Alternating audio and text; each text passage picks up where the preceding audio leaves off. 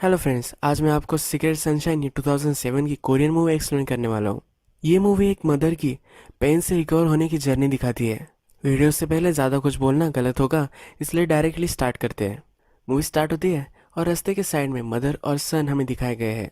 इनकी जो कार होती है ब्रेकडाउन हो चुकी होती है। मदर ने एक मैकेनिक को कॉल किया होता है, पर इस मैकेनिक को उसने जो लोकेशन बताई है ये पता नहीं होती, क्योंकि जो मदर है इसको भी एक्चुअल में लोकेशन पता नहीं है। ये हमारी मेन कैरेक्टर है, इसका नाम शिने है। शिने फिर एक कार वाले को हाथ देती है, जो फिर रुक जाता है, एग्जैक्ट लोकेशन मैकेनिक को दे देता है। अब थोड़ी सी देर होने वाली होती है और साइड में ही एक छोटी सी रिवर होती है। तो ये मदर एंड सन ये दोनों रिवर के पास आकर बैठ जाते हैं। मदर कहती है कि कितना अच्छा लग रहा है ये सनशाइन। शिने अपने बेटे से कहती है कि फादर को हमेशा यहाँ आना था। सन कहता है कि फादर तो यहाँ नहीं है। मदर कहती है हम तो यहाँ है, हम दोनों हमेशा एक साथ रहने वाले हैं। थोड़ी देर में मैकेनिक आ जाता है, वो गाड़ी फिक्स करता है। ये जो मैकेनिक है ये हमारा और एक मेन कैरेक्टर है, इसका नाम किम है। किम शिने से पूछता है कि क्या ये तुम्हारा फर्स्ट टाइम यहाँ आने का। वो कहती है कि हाँ, पर वो अब यही रहने वाली है ये भी उसे बताती है। शिने एक पियानो आर्टिस्ट होती है, उसे अब पियानो के लिए क्लासेस लेने हैं, इसलिए उसे एक बड़ा हॉल लगने वाला है। वो कहाँ रहने वाली है ये भी उसे पता नहीं, तो रेंट के लिए भी उसे एक जगह चाहिए। किम इसी गाँव में रहता है तो उसके कॉन्टैक्ट्स है और यह सब उसे दिलवा सकता है, इसीलिए वो सब जगह कॉल करता है और इंक्वायरी करता है। जिस गांव में अब वो रहने वाली होती है इसका नाम मिरियांग होता है। शीने फिर किम से पूछती है मिरियांग कैसा गांव है। किम कहता है कि सीधा साधा गांव है, लोग एक दूसरे को जानते हैं, ज़्यादा कुछ बड़ा इसमें नहीं है। शीने उसका मीनिंग उससे पूछती है, पर शीने को ऑलरेडी इसका मीनिंग पता होता है। वो कहती है कि इसका मीनिंग सीक्रेट सनशाइन है। किम कहता है कि ये भी सही है, ये सूट होता है इस गाँव को। जब थोड़े दिन चले जाते हैं तो शीने किम से मिलने आती है। वो किम को कहती है कि तुमने जो भी सब बताया था वैसे सब कुछ सही से हो गया है। उसे पियानो के लिए स्टूडियो भी मिल चुका है और वो अच्छे से रह रही है। किम उसे अंदर इनवाइट करता है, पर वो अपने बेटे के साथ होती है तो चली जाती है। घर जाते वक्त एक उसे शॉप दिखती है, ये कपड़ों की शॉप होती है। यहाँ के ओनर के पास वो आती है, ये भी एक लेडी होती है, तो उससे वो बात करने लग जाती है। वो कहती है मैंने बहुत बार तुम्हारा शॉप देखा है, इस शॉप में अच्छी तरीके से लाइट नहीं आ पाती। मुझे लगता है कि अगर तुमने इस प्लेस को रीडेकोरेट किया तो बहुत सारे कस्टमर यहाँ आ सकते हैं, तुम्हारे बिजनेस के लिए बहुत अच्छा हो सकता है, वरना कस्टमर डाउन हो जाएंगे। ये जो शॉप की लेडी होती है ये उससे कहती है कि मुझे तुम्हारे बारे में पता है, शिने का हस्बैंड मर चुका है, उसे हमेशा मिरियांग में रहना था, अब वो यहाँ नहीं है, तो इसलिए अब शिने यहाँ रह रही है। शिने के हस्बैंड के बारे में इस शोर की लेडी को पता होता है। ये एक छोटा सा गाँव है और हर आदमी हर दूसरे आदमी को जानता है। शिने का जो कहना होता है ये कहकर वो वहाँ से चली जाती है। किम को शीने अच्छी लगती है, जब भी टाइम मिले तो शीने के पास वो आ जाता है। उसके बहुत सारे कांटेक्ट भी होते हैं, तो अपने फ्रेंड्स को वो कॉल करता है, उन्हें कहता है बहुत अच्छी एक पियानो टीचर हमारे टाउन में आई है, तो उससे उनके बच्चों को वो पियानो लेसन्स ले, ऐसा बोल रहा होता है। शीने के पास आकर वो एक फ्रेम भी लगाता है जिसमें दिया होता है कि शीने एक अवार्ड विनिंग पियानो टीचर है। शीने पूछती है कि ये तो गलत है, ये क्या कर रहे हो। वो कहता है कि इससे लोग ज़्यादा कन्विंस होंगे। ये लगाकर वो चला जाता है। शीने का बेटा होता है तो नर्सरी टाइप स्कूल में हो जाता है। वहाँ एक ही टीचर होता है जो सबको सिखाता है। यहाँ का जो टीचर है वो सब बच्चों को स्कूल होने के बाद घर छोड़ कर देता है। शीने भी अपने बेटे के साथ गाड़ी में बैठती है और टीचर सबको घर छोड़ रहा होता है। यहाँ वो क्यों शिफ्ट हुई है ये सब उस टीचर को बताती है। उसे ये भी कहती है कि मैं लैंड बाय करना चाहती हूँ, अब मैं यहाँ परमानेंट रहना चाहती हूँ, इसलिए मुझे लैंड बाय करनी है। उसे बता रही होती है कि अगर तुम्हें कुछ अच्छी लैंड पता हो तो तुम मुझे बता सकते हो। ये टीचर रोड पे गाड़ी थमा देता है। इसकी जो बेटी होती है ये दूसरे लड़कियों से फाइट कर रही होती है। ये उसको लेता है और गाड़ी में रखता है। इसकी बेटी को वो बहुत डांटता है। सीनियर टीचर की बेटी से पूछती है किस क्लास में तुम हो, वो कुछ भी बताती नहीं। टीचर उसे डांटता है और बोलता है कि अगर तुमसे कुछ क्वेश्चन पूछा जाए तो उसका आंसर तुम्हें देना चाहिए। नेक्स्ट सीन में हमें दिखता है कि शिने कुछ मेडिसिन लेने के लिए फार्मेसी में आती है। ये जो फार्मासिस्ट है इसे भी शिने के बारे में सब कुछ पता है। वो उसे कहती है कि मैं तुम्हें एक गिफ्ट देना चाहती हूँ। वो एक बाइबल लेती है और उसे दे देती है। वो कहती है कि मुझे पता है कि किस पेन में तुम हो, पर अगर तुम गॉड का रास्ता चुन लोगे तो ये सब पेन तुम्हारा मिट जाएगा। तुम अब जैसे दुखी हो वैसे तुम नहीं रहोगी। शिने कहती है कि मैं दुखी वगैरह कुछ भी नहीं हो। फिर भी उसे बाइबल दे देती है और शिने वहाँ से चली जाती है। जब शिने घर आती है तो उसका बेटा छुप जाता है। शिने प्रिटेंड करती है कि उसका बेटा उसे कहीं भी नहीं मिल रहा, तो वो रोने लग गई है। उसका बेटा जब बाहर निकलता है तो उसके पीछे वो भागती है। ये बहुत ही स्वीट मोमेंट हमें दिखाया गया है। शिने का जो ब्रदर होता है वो फिर उसे मिलने के लिए आता है। शिने के बेटा जब सो जाता है तब ये दोनों बात करने लग जाते हैं। ब्रदर कहता है कि उस आदमी के लिए तुम क्यों इतना ग्रीव कर रही हो। शिने का जो हस्बैंड था किसी दूसरी औरत के साथ उसका चक्कर था, इसीलिए शिने का ब्रदर उसे कह रहा है कि वो तुमसे फेथफुल नहीं था, फिर भी तुम उसके लिए मौन कर रही हो। ये गलत उसे लग रहा होता है। शिने एक्सेप्ट करने के लिए रेडी नहीं होती। शिने कहती है ये मुझसे और उसके बेटे से बहुत प्यार करता था, ऐसा कुछ भी नहीं है। नेक्स्ट सीन में हमें दिखता है कि किम शिने और उसके ब्रदर को एक लैंड दिखा रहा होता है। ये जो लैंड होती है ये शिने का ब्रदर उसे बाय कर कर देने वाला होता है। किम फिर शिने और उसके ब्रदर को लंच के लिए लेकर आता है। वो कहता है कि इस लैंड का जो ओनर है ये बहुत ही बड़ा आदमी है, ये बहुत ही इन्फ्लुएंशियल है, उससे बहुत सारे काम वो कर सकता है। इसे मिलने के लिए शिने को एक अपॉइंटमेंट लेनी पड़ती है। शिने किम से पूछती है कि इतना इन्फ्लुएंस कुछ मैटर करता है। किम कहता है कि मुझे इतना पता नहीं, पर आदमी की इससे डेवलपमेंट तो हो जाती है। शिने उसे कहती है कि तुम जैसे आदमी को कुछ कहा जाता है, उसे स्नॉब बुलाती है। स्नॉब का मतलब होता है कि ऐसा आदमी जो उससे ज़्यादा फाइनेंशियल सिचुएशन उनकी अच्छी होती है, हायर पोजीशन होती है, उनको ही ज़्यादा वैल्यू देता है, उसके नीचे जो होते हैं उनको वैल्यू नहीं देता, उसे वो स्नॉब बुलाती है। शिने का ब्रदर अब यहाँ से जाने वाला होता है तो किम उसे छोड़ने के लिए आता है। शिने का ब्रदर उसे कहता है कि मुझे तुम्हें एडवाइस देनी है। शिने जो है उसके टाइप की तुम नहीं हो, तो प्लीज़ अपना टाइम वेस्ट मत करना।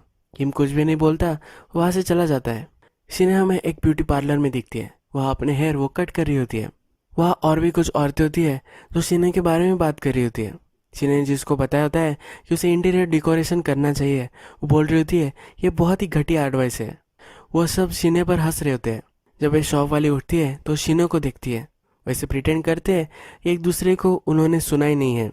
आज शिने का सन अपने मदर के बारे में एक ऐसे बोलकर सुनाने वाला था। शिने वहाँ जाती है, उसे बहुत ही चीयर करती है। सब लोग फिर सेलिब्रेशन करने के लिए होटल में आ जाते हैं। वहाँ टीचर वगैरह भी होता है। ये सब एंजॉय कर रहे होते हैं तो शिने को कॉल आता है। जिस आदमी की लैंड थी वो आज आया हुआ है और किम ने शिने को कॉल किया होता है कि तुम्हें उससे मिलना चाहिए। ये डिनर छोड़कर वो जा रही होती है। वो सबको कह कर जाती है कि उसे लैंड बाय करनी थी, उसका ओनर यहाँ आया है। जो टीचर होता है उसे बाहर छोड़ने के लिए आता है। शिने उससे पूछती है क्या तुम मुझसे कुछ बात करना चाहते हो। टीचर कहता है कि कुछ भी नहीं, और शिने फिर वहाँ से चली जाती है। नेक्स्ट सीन में हमें ओनर और शिने इन दोनों की मीटिंग दिखाई गई है। इसमें शिने ओनर को पियानो बजाकर दिखा रही होती है। ओनर इससे इम्प्रेस्ड हो जाता है। वो किम को कहता है तुम्हारी एज बहुत ही बढ़ चुकी है। उसकी एज 39 हो चुकी होती है, तो वो सजेस्ट कर रहा होता है कि वो शिने से शादी कर सकता है। रात में हमें दिखता है कि जो शॉप वाली थी वो अब शिने के साथ फ्रेंड हो चुकी है, और भी शिने के फ्रेंड्स की जो मदर होती है, ये सब मिलकर अब क्लब में आ चुके हैं। आज ये पार्टी कर रहे होते हैं। शिने बहुत ही ड्रंक हो जाती है। इसे क्लब में एक कॉल आता है। इसके सन का एक कॉल होता है, पर इसे कुछ सुनाई नहीं दे रहा होता, तो ये कुछ बात नहीं कर पाती है। जब ज़्यादा रात हो जाती है, ये घर आने के लिए रेडी होती है, तब उसे फिर से कॉल आता है। इस कॉल पर कोई भी बोल नहीं रहा होता। थोड़ी देर बाद ये घर पर पहुंचती है। घर पर आने के बाद उसका सन उसे कहीं भी नहीं दिखता। ये बहुत ही डिस्टर्ब हो जाती है। वह फिर उसका फ़ोन रिंग करता है। शिने का जो सन होता है वो किडनैप हो चुका होता है, और एक किडनैपर का कॉल होता है। शिने बहुत ही डर जाती है। वो कहती है कि तुम जैसा कहोगे वैसा मैं करूँगी, सिर्फ मुझे मेरे सन की आवाज़ सुनने दो। ये किडनैपर उसे अपने सन की आवाज़ नहीं सुनने देता। ये रात में भाग भाग कर किम के पास जाती है। किम अपने शॉप में होता है और कैरियो पे गाना गा रहा होता है। उसे हेल्प मांगना चाहती है, पर वो अपना माइंड चेंज कर लेती है। शिने के पास जितने सारे सब पैसे होते हैं वो सब वो बैंक से निकालती है। उसके पास कम ही पैसे होते हैं, पर किडनैपर की डिमांड बहुत ही ज़्यादा होती है। किडनैपर फिर उसे एक स्पॉट पर बुलाता है। वहाँ की जो डस्टबिन होती है वहाँ पैसे रखने के लिए बोलता है। शिने ये सब करती है। किडनैपर का फिर से उसे कॉल आता है। शिने कहती है कि मैंने स्पॉट पर पैसे रख दिए हैं। शिने पूछती है कि कब मुझे मेरा बेटा मिलेगा। किडनैपर कहता है कि वो उसे फिर से कॉल करेगा। शिने उस पर चिढ़ जाती है, कब तुम मुझे कॉल करने वाले हो, पर वो कुछ कर भी नहीं पाती। जब वो घर पर आती है तब किडनैपर का फिर से उसे कॉल आता है। जो पैसे उसने दिए थे वो बहुत ही कम थे। किडनैपर लैंड के बारे में उसे पूछता है। वो कहता है कि तुम तो लैंड बाय करने वाली थी, तो बहुत सारे पैसे तुम्हारे पास होने चाहिए। शिने उसे कहती है कि जो लैंड बाय करने वाली थी ये सिर्फ दिखाने के लिए था, मैं रिच हूँ ऐसा मैं दिखा रही थी। मेरे हस्बैंड की पॉलिसी से मुझे पैसे तो मिले थे, पर ये सब मैंने स्टूडियो बाय करने में खर्च कर दिए। मेरे पास ज़्यादा पैसे नहीं है। किडनैपर फिर कॉल काट देता है। नेक्स्ट सीन में हमें दिखता है कि अब शिने ने पुलिस को इन्फॉर्म कर दिया है। वहाँ किम भी होता है। वो डिस्कस कर रहे होते हैं मिरियांग में ऐसा कैसे हो सकता है, ऐसा तो ये टाउन नहीं था। जब शिने घर पर आती है तो टीचर की जो बेटी होती है वो अंदर झाँक रही होती है। शिने को शक चला जाता है और वो पुलिस को कॉल कर कर ये बता देती है। नेक्स्ट दिन पुलिस शिने के घर पर आती है। उसे एक स्पॉट पर लेकर जाते हैं जहाँ उन्हें एक बॉडी मिली होती है। ये शिने के सन की बॉडी होती है। ये देखकर वो तहस नहस हो जाती है। पुलिस स्टेशन में हमें शीने दिखती है। ये जो मर्डर किया गया था ये टीचर ने ही किया होता है। टीचर को सब पुलिस स्टेशन में लाते हैं और किम उस पर बहुत ही भड़क जाता है। उसे वो मारने की कोशिश करता है। सीन में हमें दिखता है कि बहुत सारे रिलेटिव्स आए हुए हैं। शीने का जो सन है इसका आज क्रिमेशन हो रहा है। शीने की मदर इन लॉ भी यहाँ होती है और बहुत ही रोने लग जाती है। जब वो बाहर आती है तो देखती है कि शीने रो नहीं रही। उसे बहुत ही गुस्सा आ जाता है। वो कहती है कि पहले तुमने अपने हस्बैंड को मार दिया और अब अपने बेटे को भी खा गई। शीने की डॉटर इन लॉ को सब संभालते हैं, उसे लेकर जाते हैं। किम शीने की साइड लेता है। वो कहता है कि मुझे पता है कि तुम हर्ट हो रही हो, पर फिर भी तुम शीने को ऐसा नहीं बोल सकती। शीने की मदर इन लॉ कहती है कि तुम कौन हो ये सब बोलने के लिए। शीने कहता है कि मैं कोई भी नहीं हूँ, फिर भी ये सही है बोलना। शीने वहीं बैठ जाती है। किम उसके पास आता है तो उसे कहती है कि मैंने उस टीचर को क्यों जाने दिया। मुझे वही लग रहा था कि मैं उसे फाड़ दूँ, जिंदा काट दूँ। शीने जीते जी मरे हुए आदमी जैसी हो जाती है। वो टीवी देखती है तो देखती रह जाती है। ये एक रोबोट की तरह इमोशनलेस हो जाती है। जब वो पियानो क्लास लेती है तो बच्चों के सामने ही रो पड़ती है। उसे पेट का दर्द होने लग जाता है। फिर वो मेडिकल पर जाती है। मेडिकल पर जो लेडी होती है उसे फिर से कहती है तुम जिस सब से गुजर रही हो इसके लिए गॉड ही तुम्हें हेल्प कर सकता है। तुम जब गॉड पर बिलीव करोगी तब तुम्हें पता चलेगा ये सब जो हुआ है इसके पीछे एक रीज़न है। गॉड बहुत ही ग्रेट है और सबका ख्याल रखता है, वो उसे कह रही होती है। शीने इस पर बिलीव नहीं करती। ये मेडिकल वाली कहती है कि गॉड सब में बसते हैं, तुम में, मुझ में, इस सनलाइट में, हर जगह ही होते हैं। शीने कहती है कि गॉड अगर इतने सही होते तो मेरे बेटे को नहीं लेकर जाते, और ये जो सनलाइट है इसमें तो मुझे कहीं गॉड नहीं दिखाई दे रहा। वो बिलीव नहीं कर रही होती और वहाँ से चली जाती है। इस मेडिकल वाले ने उसे कहा होता है हम सब लोग एक जगह मिलते हैं, वहाँ तुम्हें आना चाहिए। शीने वहाँ से चली गई होती है। नेक्स्ट दिन शीने को अपने बेटे की डेथ रजिस्टर करनी होती है। किम उसके पास जाता है, उसे हेल्प करने वाला होता है। किम उसे मना करती है। वो गाड़ी में बैठने की कोशिश करता है तो उसे हक्कल देती है। शीने जब ये डेथ रजिस्टर करने के लिए जाती है तो वह अपना कंट्रोल लूज कर देती है। बहुत ही वह रोने लग जाती है। उसके चेस्ट में भी दर्द होने लग गया होता है। शीने ने किम को आने में मना किया था, फिर भी किम वहाँ आ चुका है। वो उसे सहारा देता है। ये जब फ्रेश हवा लेने के लिए आगे स्ट्रीट में जाते हैं तब शीने को एक प्लेस दिखता है जहाँ सब लोग प्रेयर कर रहे होते हैं। मेडिकल वाले ने उसे कहा था तो अब यहाँ जाना चाहती है। जब वे अंदर जाती है तब सब लोग प्रेयर करते हैं, गाना गाते हैं। ये सब वो जब सुनती है तब फुट फुट कर रोने लग जाती है। शीने अब गॉड पर बिलीव करने लग चुकी है। जो सब बिलीवर्स होते हैं इनके साथ वो बैठी हुई होती है। इसमें मेडिकल वाली भी होती है। वो इन सब से कहती है कि मुझे और एक चांस मिला है। मुझे कभी पता नहीं था कि हम फिर से कैसे जी सकते हैं। मुझे अब इस सब का मीनिंग पता चल चुका है। वो कहती है जब मैं मेडिकल वाले से मिली तब मुझे सब कुछ गलत लग रहा था। मुझे बिलीव नहीं हो पा रहा था इस सब जगह गॉड बसता है, पर ये सब सही है। उसका सन गॉड के पास है, इसके पीछे कुछ रीज़न है, ये भी वो एक्सेप्ट करती है। यहाँ किम भी आता है, उसके पास बाइबल होती है। शीने के साथ उसे रहना होता है, इसलिए वो कुछ भी कर सकता है। नेक्स्ट सीन में हमें दिखता है चर्च में प्रेयर हो रही होती है। इसके बाहर किम वॉलंटियर करता है, शीने के साथ वो रह सके इसलिए ये सब वो करता है। शीने उसके पास आती है। शीने उससे कहती है क्या तुम ये सिर्फ मेरे लिए तो नहीं कर रहे हो ना। उसे कहती है कि तुम स्वेयर करो कि तुम एक्चुअल में गॉड में बिलीव करते हो। किम भी स्वेयर करता है और ये दोनों फिर हमें प्रेयर में दिखाए गए हैं। शीने जो है अब अपने दूसरे फ्रेंड के साथ लंच करी है। बाइबल का इम्पोर्टेंस इन सबको वो बताती है। नेक्स्ट सीन में बस स्टैंड के बाहर हमें किम दिखता है। वो प्रेयर कर रहा होता है। उसके फ्रेंड्स वहाँ आते हैं और उसे अपने पास बुलाते हैं। उसे चिढ़ाते हैं कि एक लड़की के लिए तुम ये सब कर रहे हो। किम कहता है कि ऐसा कुछ भी नहीं है, पर एक्चुअल में ये सब वो शीने के लिए करता है। शीने अपने घर पर होती है तब उसे आभास होता है कि उसका बेटा घर पर है। शीने को बच्चों के आसपास रहना अच्छा लगता है, इसीलिए स्कूल में जाने वाले जो सब छोटे बच्चे हैं इन सबको स्कूल में अपनी गाड़ी में छोड़कर जाती है। एक स्ट्रीट में वो देखती है तो टीचर की जो बेटी होती है वो मार खा रही होती है। ये कुछ ट्रबल में होती है, इसे एक लड़का मार रहा होता है। शीने ये देखती है पर अब इसे इग्नोर कर देती है। शीने का आज बर्थडे होता है, अपने फ्रेंड से मिलने हो जाती है। अपने फ्रेंड्स के लिए फिर वो एक अनाउंसमेंट करती है। वो कहती है जिसने मेरे सन को मारा है उसे मुझे अब फॉरगिव करना है। गॉड ने हमें बताया है कि हमें फॉरगिवनेस करना चाहिए, इसलिए मैं उसे माफ़ कर देने वाली हूँ। उसे माफ़ करने के लिए उसे मिलने जाने वाली होती है। जब उसे माफ़ करने वाली होती है और मिलने जाने वाली होती है किम भी वहाँ होता है। किम उसे कहता है उसे माफ़ करने के लिए तुम्हें उसे देखना ही चाहिए, ऐसा कुछ भी ज़रूरी नहीं है। पर शीने उसकी मानती नहीं। किम शीने और उसकी दो फ्रेंड्स होती है, इन सब को लेकर टीचर से मिलने के लिए जाते हैं। वो टीचर से मिलती है और कहती है कि अब मैंने गॉड का वे चूज़ कर लिया है। मुझे फॉरगिवनेस करनी चाहिए, तो इसीलिए मैं अब तुम्हें फॉरगिव कर रही हूँ। टीचर कहता है कि जब मैं प्रिजन में आया तब मुझे भी गॉड मिल चुका है। मैं भी एक दिन बहुत रोया और उसके बाद गॉड ने मुझे माफ़ कर दिया है।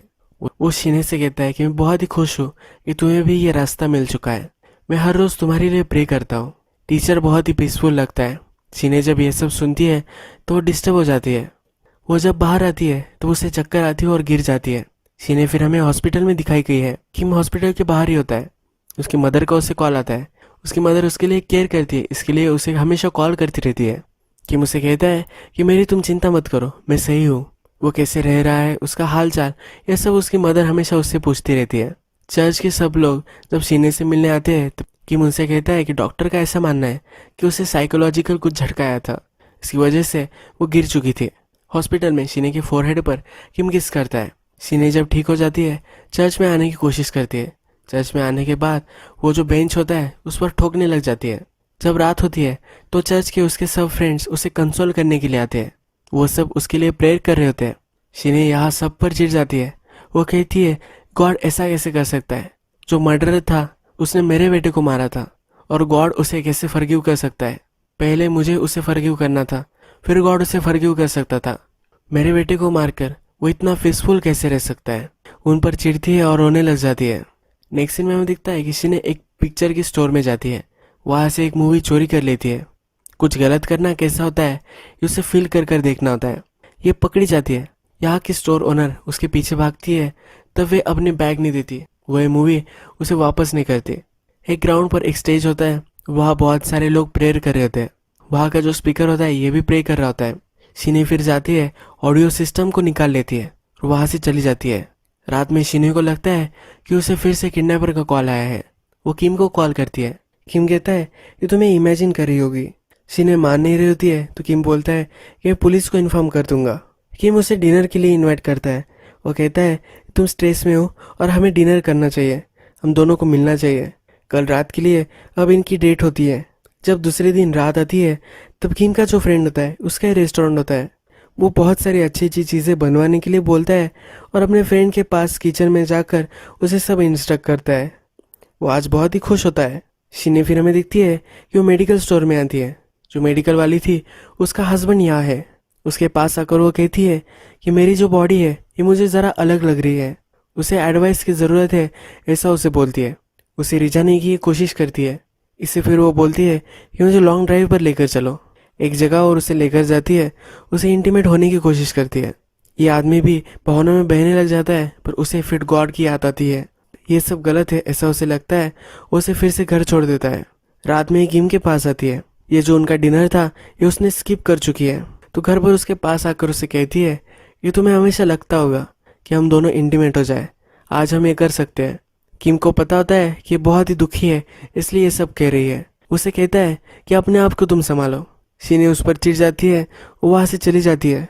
घर जाते वक्त और एक प्रेयर मीटिंग उसे दिखती है। वह एक पत्थर लेती है और उनके कांच पर मारती है और फिर वहाँ से चली जाती है। रात में वो बहुत ही अकेली होती है। ऊपर देखती है और गॉड को बोलती है क्या तुम सब कुछ देख सकते हो। वो फिर एक चाकू लेती है और अपनी नस काट देती है। उसे फिर पछतावा आता है और स्ट्रीट में जाकर लोगों से हेल्प मांगती है। नेक्स्ट सीन में हमें दिखता है कि शीने का ब्रदर सिटी में आ चुका है। उसे लेने के लिए किम ही आया हुआ होता है। शीने का ब्रदर किम से पूछता है कि मिरियांग कैसा गाँव है। किम हंसने लगता है। किम कहता है तुम्हारी सिस्टर ने भी मुझे पहली बार जब आई थी यही सवाल पूछा था। वो कहता है कि सेम लोग हैं, सब कुछ यहाँ सेम ही है। ये दोनों फिर हॉस्पिटल में आ जाते हैं। शीने का ब्रदर शीने से मिलता है। शीने को उसने देख लिया है तो फिर से उसे स्टेशन छोड़ देते हैं और वो जाने लग जाता है। जब वे दोनों अकेले होते हैं तो शीने किम को बोलती है कि मुझे हेयर कट करना है। किम उसे अच्छे से पार्लर पर लेकर आता है। इस पार्लर में शीने दिखती है कि टीचर की जो बेटी है वही यहाँ काम कर रही है। वो उससे पूछताछ करती है। उससे पूछती है तुम यहाँ क्या कर रही हो, तुम्हारे स्कूल का क्या हुआ।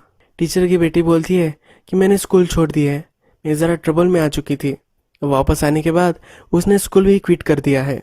शीने टीचर की बेटी से हेयर कट नहीं ले पाती, वहाँ से बाहर निकल जाती है। वो किम पर चिढ़ जाती है। किम को बोलती है कि तुम यही मुझे क्यों लेकर आए। किम को इसके बारे में कुछ भी पता नहीं होता। शीने आगे चलती है तो स्टोर ओनर के पास आती है। ये स्टोर ओनर उसे कहती है कि जैसे तुमने मुझे बताया था कि मुझे इंटीरियर डिज़ाइन बदलनी चाहिए, ऐसा ही मैंने किया है और इससे मेरे बहुत अच्छे से सेल्स अब आ रहे हैं। शीने कहती कि मुझे ये सुनकर बहुत ही खुशी हुई। शिने का अधूरा हेयर कट देखकर यह स्टोर ओनर उसे उसके बारे में पूछती है। शिने कहती है कि मुझे मेरा हेयर कट अच्छा नहीं लगा, इसलिए मैं उठकर चली आई हूँ। यह स्टोर ओनर और शिने इस पर बहुत ही हंसने लग जाते हैं। किम बेचारा शिने के पीछे पीछे उसके घर पर भी आ जाता है। शिने बाहर आती है, उसने एक मिरर लाया होता है। वो देखकर अपने खुद के हेयर वो काटने लग जाती है। किम जब ये देखता है तो हंसता है, उसे हेल्प करने के लिए मिरर उठाता है। ये हमें हेयर काटते हुए दिखती है और ये मूवी एंड हो जाती है। ये जो सीन है ये मूवी का सबसे इम्पोर्टेंट सीन है। ये जो मिरर है ये शिने का सेल्फ रिफ्लेक्शन रिप्रेजेंट करता है। अपने आप को देखकर वो बेटर होना चाहती है, बालों काट रही है। ये एक स्टेटमेंट है कि वो अच्छा अब होना चाहती है। किम हमेशा उसके साथ होता है, वो जब नहीं भी चाहती तब किम उसके साथ ही होता है। उसे बहुत ही प्यार करता है और हर कदम में उसके साथ वो चलने वाला है। किम की जब गलती भी नहीं होती है तो अपनी गलती एक्सेप्ट कर लेता है और शिने को हमेशा सपोर्ट करता है। ये जो मिरर है ये किम ने ही होल्ड किया है, हमेशा उसका साथ वो अब यहाँ देने वाला है। हमें यहाँ मालूम है शिने का जो दर्द है, जो पेन महसूस कर रही है, ये टेम्पररी नहीं है। ये जो दर्द है वो हमेशा महसूस करेगी, पर थोड़ा थोड़ा हर दिन ये कम होता जाएगा। जो पेन होता है ये आसानी से नहीं जा सकता, पर ये एक प्रोसेस है जिस प्रोसेस में अब वो लग चुकी है। उसने अब फ्रेंड्स वगैरह बना लिए हैं। पिछले सीन में हमने देखा था कि शॉप ओनर से वो बात करती है और ये हंस रहे हैं। उसे सपोर्ट करने के लिए उसके फ्रेंड्स है। किम भी हमेशा उसका साथ देने वाला है। इस मूवी में इंटरप्रिटेशन के लिए भी हमें एक स्पेस दिया गया है। जो टीचर था वो हमें बहुत ही काम लगा था। वो किसी को मार सकता है यह हमें कभी भी नहीं लगा था। इसके अदर हैंड में टीचर की जो बेटी थी वो वायलेंट थी, वो ट्रबल में आ गई थी, इसी वजह से उसे जेल में भी जाना पड़ा था। इससे हम इंटरप्रेट कर सकते हैं कि एक्चुअल में जो मर्डर था वो टीचर की बेटी ने किया था। टीचर एक अच्छा पेरेंट था, इसी वजह से अपने बेटी की जगह पर वो जेल में चला गया। पर ये मूवी कल्प्रिट कौन था इस पर फोकस नहीं करती। तो ये सब शिने के बारे में है। आपको कितनी भी तकलीफ हो, आपको कितना भी पेन हो रहा हो, फिर भी आप इससे रिकवर कर सकते हो। अपनी लाइफ लेना एक ऑप्शन नहीं है। जिससे आप प्यार करते थे उसकी मेमोरीज के साथ आप रह सकते हो। लास्ट सीन में हमें दिखता है शिने और उसका सन जहाँ खेलते थे वही आकर वो अपने बाल काट रही है। उसके बेटे की मेमोरीज में रहने वाली है, यह हमें यहाँ दिखता है। बहुत ही पेनफुल ये मूवी थी, पर हमें लाइफ का एक अच्छा लेसन ये सिखा कर जाती है। अगर आपको ये वीडियो अच्छी लगी होगी तो प्लीज़ इस वीडियो को लाइक कर दीजिए, बेल नोटिफिकेशन आइकॉन भी दबाना मत भूलिए, यानी कि आपको सब मूवीज़ मेरी मिलती रहे। हम फिर से मिलेंगे और एक मूवी के साथ, तब तक के लिए थैंक यू और आप अपने आप का ख्याल रखिए।